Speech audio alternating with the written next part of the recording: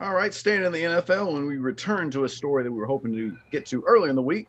But we go back to the Matthew Stafford trade. Matthew Stafford, you remember him, the Detroit Lions quarterback, been there for about 12 seasons. Well, he's heading to the West Coast, heading to the Los Angeles Rams and the uh, quarterback academy of the great Sean McVay. The Rams, I guess they've had enough of Jared Goff, even though they gave him that, great 4 year, $130 million extension after 2 seasons. Hasn't been the greatest of successes for him. So Goff heads to the Detroit Lions along with a two first round picks and a third round pick, and that's about the terms of the trade. So what do you think, Drink? Who do you think won this trade? Oh, it was the Rams, and it was the Rams by miles. Listen, I think as casual fans or people that's not as entwined with how the NFL works, they look at this trade and they say, "Oh my God, I can't believe the Rams gave up all that for Matthew Stafford." Well, let's just be real here. The name of the game for at least 10 of these teams in the NFL is not draft picks. It's proven position players. Like, at least 10 of these 32 teams are not worried about draft picks. They're not, because we understand what draft picks are. They're maybes. He could be this. This is his ceiling. We hope he lives up to this. However they try to, dress it up and make it sound. But then some players, and this is what New England has made a boatload of money off of in the last 2 decades. Some players, you already know what you have. So now you only need to build around what you have. And I felt like this trade was one of those trades. You see Matthew Stafford come in. Okay, he's been in 12 years. I got it. So he's been in for a while. And then you see Jared Goff, and then you see a 2022 pick leave and a 2023 pick leave. And then you see you even threw in a 2021. You know what I'm saying? So you done gave, what's that, a first for 22 and 23, and then you gave up a third for 21 and Jared Goff. That does sound like a lot. But let's be real here. Jared Goff's ceiling left with Ty Gurley's MVP performance. Let's just keep it all the way real here. Jared Goff was at the peak of his career when Ty Gurley was at the peak of his career, seamlessly. Like, once Ty Gurley went down, I thought Jared Goff went down. And we said this on multiple occasions on this show. Why in the hell would you pay Jared Goff all that money? What? Oh, he made it to the Super Bowl. That's cool. Guess who else was there? Sean McVay and Ty Gurley. So myself personally never seen the fascination with Jared Goff. So it's only right that this move was made. Now, you say, dang, why would the Rams not get a younger quarterback? Well, listen, this is for the short haul. This is for right now. I don't need a super young quarterback. I need a proven commodity. Because, it's just a guy, 43 years old, play for a team called the Buccaneers. Sometimes they call him Tampa. Sometimes they call him Tampa. It just depends on who you're talking to. And somehow he came from New England. He came to Tampa Bay. And, they just only playing in the Super Bowl this year. So if a guy at 43, and he's the GOAT, can come and change the future of a franchise in a season, why couldn't the Rams do the same thing? Don't we think Sean McVay is still a big brain quarterback in the NFL? Mm-hmm. So Yep. I have to believe if Sean McVay goes up to the owner and says, listen, I can't get it done with Jared Goff. I could barely beat San Francisco with Jared Goff. That's San Francisco. Let's alone the rest of the NFL. I need a quarterback that's going to get me over the hump divisionally first before I even worry about conference, before I even worry about the NFL. I need to be able to handle my business in the division. This is what this move is. This move will help the Rams handle business because we seen the defense. We seen the defense. The defense was on par. We seen Cam Akers. Cam Akers was on par. Now, Matt Stafford gets by far the best running back he had throughout. I think by far the best wide receiver core he had with Cup, with Woods, with Higbee, with I can't remember the other tight end they got Gerald there, Everett. Higbee. Everett. Like, he got some guys to throw to, man. So, and then the offensive line ain't terrible. Like, it's not like, don't get me wrong, I'm not going to be like, oh, this is top. But it's good enough for Matthew Stafford because he can get the ball out. And now he got a run game to depend on. And not to mention, Sean McVay would be a better coach than any coach he had in Detroit. Just lump them all together. I know Caldwell was a winning coach, but Sean McVay is better than David Caldwell. If I'm lying, I'm flying. Come holler at your boy. But I don't think that's an argument you really want to have at this point. And it's just a significant upgrade for Matthew Stafford and for the Rams. And listen, before we get off this subject, I want to say this: the Rams will be, I think, an NFC Championship representative. And if that happens, you can't tell me they didn't win this trade.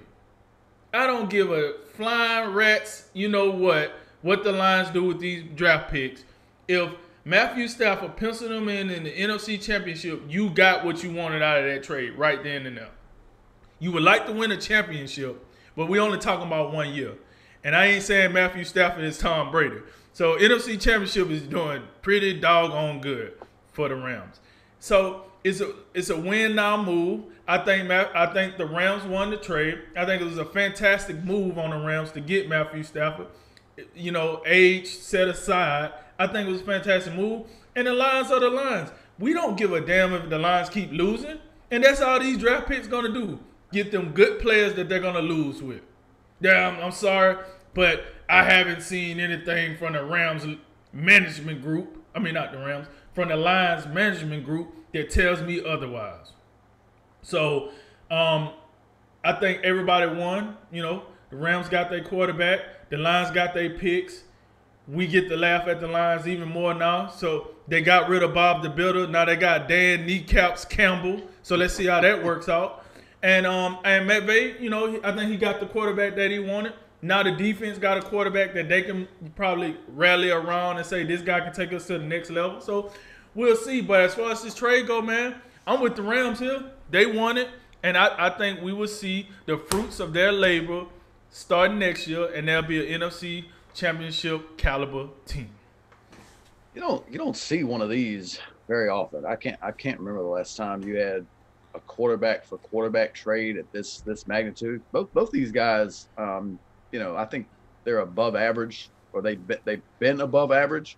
I don't know if that. I doubt that's going to continue for Jared Goff now going to, you know, a bottom tier franchise like the Lions. But it's one of those things, and this happened I think almost a week ago now. But we did want to circle back, and, you know, discuss a little bit because it is fascinating, and I think it is real easy off the cuff if you're not quite paying attention and thinking that the Lions may have, you know, got the upper hand on this one. And I think they did get some good stuff. I mean, you get 2 first-round picks for Matt Stafford, plus you get a starting quarterback, because Jared Goff's a starting quarterback in this league. I think there's some difference in opinion how good he is. But I mean, you got a starting quarterback, and he's a younger one, and you get 3 picks. But still, in the end, I do feel and get the sense that, you know, in my gut, that this is a victory for the Rams, because I think Matthew Stafford is better than Jared Goff if you give him, you know, the requisite pieces. I mean, it's somewhat difficult in a sense, even though, you know, I think everyone has, you know, drawn their own conclusions of Matt Stafford and his career in Detroit. It's not particularly impressive, but it is Detroit, and Detroit's they've been terrible for so long. It's almost an accomplishment that, you know, I think about, Matthew Stafford, 3 playoff appearances for the Lions. That almost sounds decent. You know, that's something to, I think, be appreciated. Of course, never won a playoff game, but this is going to be automatically, easily the best situation he's ever been in. You are 100% right. Cam Akers is the best running back that he's going to have. He never had a running back of that caliber, or definitely not a running game. The Lions could never run the ball with any amount of consistency. So it was constantly a one-dimensional show out there for Detroit.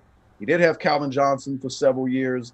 Right. But outside of that, you look around and you say, I mean, yeah, we like Kenny Galladay and we like Marvin Jones and some of these guys, but there was never any elite of the elite talent that he had outside of Calvin Johnson. Offensive line, coaching staff, defense. I mean, there was never anything that he could rely upon. It was always a Matthew Stafford, like, I have to do it all. And you can some of the numbers since he's been in the league kind of bear that out when you're talking about attempts per game. We talk about completions per game. It was constantly Matthew Stafford to me trying to have to do everything by himself, and not everybody's Patrick Mahomes and can do everything by themselves. So, and now you look and it goes beyond that. It goes beyond to the talent that he had around the field. Sean McVay is going to be the best coach he had. I think Sean McVay proved a lot to us in the past season. I think we both thought the Rams would be somewhat, lackluster and wind up being the doormat in that division. Didn't turn out that way. That was an impressive season. It was definitely buffered by a defense that overachieved in my mind, and that it'll be interesting to see if they can keep that going on the strength of guys like Aaron Donald and Jalen Ramsey. But offensively, Matthew Stafford with Cam Akers, with Robert Woods, Cooper Kupp, and the other complementary pieces that they have, it seems like it's going to be interesting to see how that plays out. I think it will. I think it'll work well. Now that does remain a very, very tough division with the Seahawks, with the up and coming Cardinals, and you got to believe San Francisco is gonna be able to bounce back. I don't think there's any way they can have the injury. Hey, not to cut you out. Not to cut you out, but I will say this. Keep in mind, San Francisco is still in the mix with this Deshaun Watson. So if that happens, that's that could very well shape up to be the best division in football again next season. But it's just, it's as of right now, I think it's a no-brainer. Right now, the Rams won this trade. It's going to come down to, on the back end, do any of those picks materialize, and do you trust Detroit to rebuild the confidence of Jared Goff and get him back on the right track? Yeah, I don't think so either. I don't know. I don't know if I see that in Dan Campbell. And then the last 2 years since he signed a contract, and this is under Sean McVay, who's the biggest brain of them all. 42 touchdowns, 29 interceptions, and I think he's had the most turnovers in the league over the last couple of seasons. So it's since he signed a contract, and it does coincide with not only Sean McVay, but when Todd Gurley, started having those, knee issues or arthritis or whatever was going on. Remember that Super Bowl run? It wasn't even Todd Gurley. It was Todd Gurley like being leaned on offensively. It was C.J. Anderson. Right. But it seems like when those issues and injury issues started to creep up on Todd Gurley, that was kind of the end, or the beginning of the end. You made a Super Bowl, but you scored 3 points. You scored 3 points in the Super Bowl. That I wouldn't even bring it up. Oh yeah, remember that time I made the Super Bowl? Yes, we do actually, and we don't remember anything happening. Remember that after the fact, it was like, and that was the worst Super Bowl we ever seen. 13-3. Right. I mean, I like defense, but my Lord, come on. And then you do. I also remember the one interesting thing that happened during that season is Jared Goff he got a significant MVP talk that season, and I never bought into it. And I know that the MVP of that team was Todd Gurley. And the next MVP probably was Sean McVay. This was never about Jared Goff. It's like Jared Goff, he's not as bad as he was under Jeff Fisher, but he's not as good as he was those first 2 years under Sean McVay. In the end, I think I agree. It's going to come down to what the Lions do on the back end, but I don't believe they'll be able to do anything all that impressive with it. They'll be the same old Lions in about 3 or 4 years. And then the age point on Matt Stafford, I think I believe he's 32, but in today's age of quarterback, that's not even that old. So I mean, I think you can get, and he's been pretty durable. Now, 9 out of the last 10 seasons, he started every game. So this could be something the Rams can build on for a while. And I'm a little hesitant to put an expectation on. I think the NFC Championship game, that's a pretty lofty expectation, but I do think it is possible.